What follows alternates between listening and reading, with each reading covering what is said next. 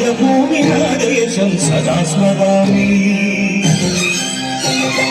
పుణ్యభూమి నా దేశం నమో నమామి. ధన్యభూమి నా దేశం సదా స్మరామి. అన్న నా దేశం నమో నమామి. అన్నపూర్ణ నా దేశం సదా స్మరామి. మహామహుల కన్న తల్లి నా దేశం. మహోజ్వలిత చరిత కన్న భాగ్యోదయ దేశం నా దేశం. పుణ్యభూమి నా దేశం నమో నమామి. అన్నభూమి నా దేశం సదా స్మరామి.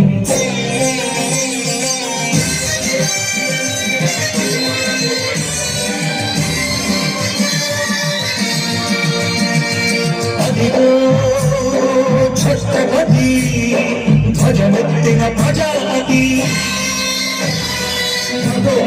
శక్తులు చులచత్తులు చడిపిస్తే మానవతుల మాంగళ్యం మరుట గడుపుతుంటే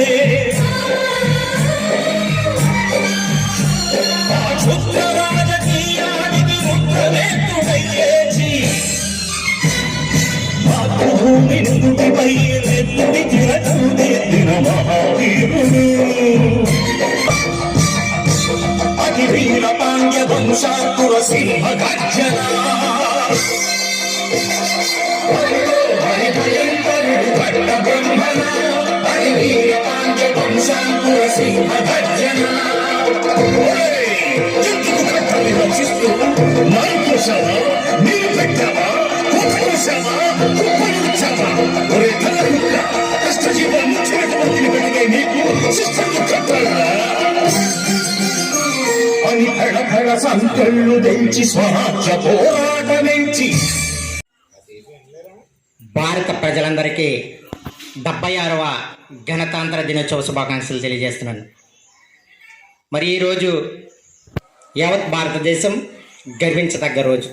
ఎందుకనంటే 1947లో దేశానికి స్వతంత్రం వస్తే బ్రిటిషర్ల కబంధ హస్తాల నుంచి ఎంతోమంది ప్రాణ త్యాగం చేసి ఈ దేశానికి స్వతంత్రాన్ని తీసుకొస్తే 47లో స్వతంత్రం అయితే వచ్చింది. కానీ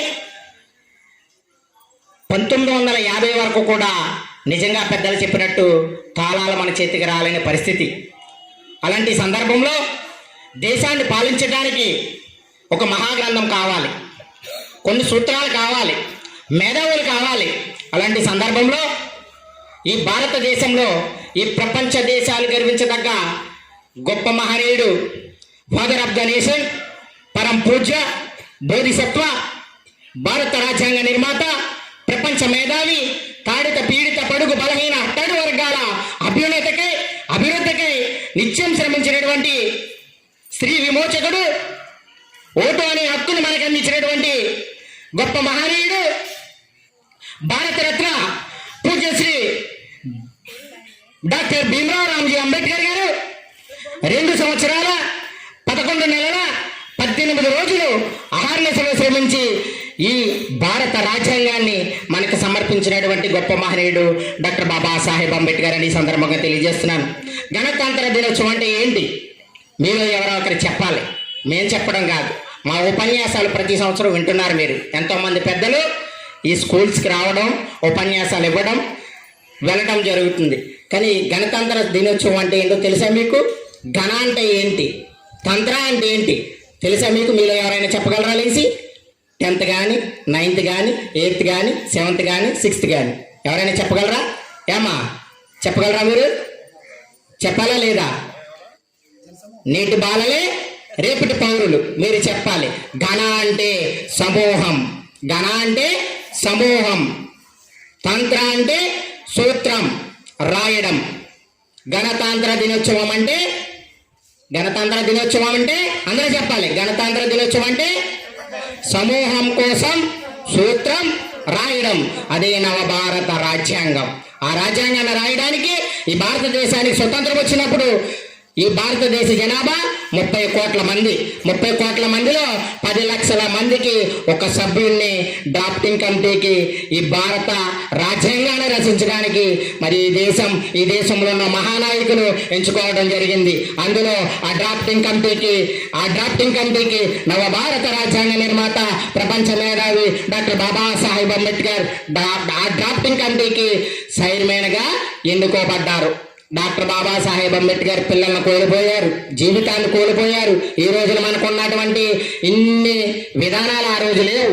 ఆయన చాలా కష్టపడి ఊరి చివరికి నెట్టవేయబడి వీధి చివరలో ఉన్నటువంటి దీపాల మధ్యలో చదువుకున్నటువంటి గొప్ప మహనీయుడు డాక్టర్ బాబాసాహెబ్ అంబేద్కర్. ఆయన బడిలోకి రానిలే, గుడిలోకి రానియలే, నీళ్లు తాగనివ్వలే. ఆయన ఊళ్ళోకి రావాలంటే ముట్టుకు చీపురాకు కట్టుకుని రావాలి. ఆయన నడిచే అడుగులు కూడా సరిపోవాలని ఈ దేశం ఆయన ఎంతో అవమానించినప్పటికీ డాక్టర్ బాబాసాహెబ్ అంబేద్కర్ పట్టువేడని విక్రమార్కుడిలా పట్టువేడని దీక్షతో డాక్టర్ బాబాసాహెబ్ అంబేద్కర్ నవ భారత రాజ్యాంగాన్ని 1,80,00,000 అక్షరాలతో భారత రాజ్యాంగాన్ని రచించినటువంటి గొప్ప మహనీయుడు.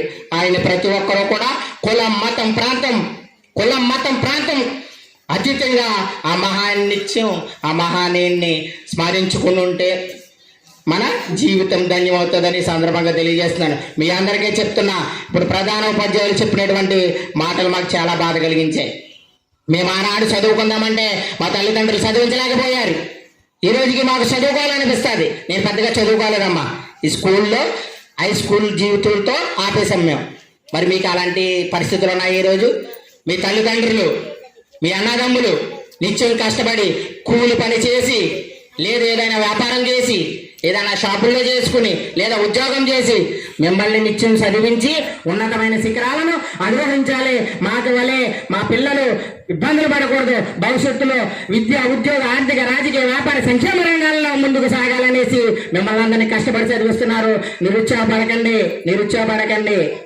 ఖచ్చితంగా చదువుకుంటేనే రేపటి మీకు భవిష్యత్తు ఉంటుంది. మీరు కూలి పని చేయగలరా? పేడెట్టి ఇల్లు అనగలరా? పేడకల్లా వేయగలరా?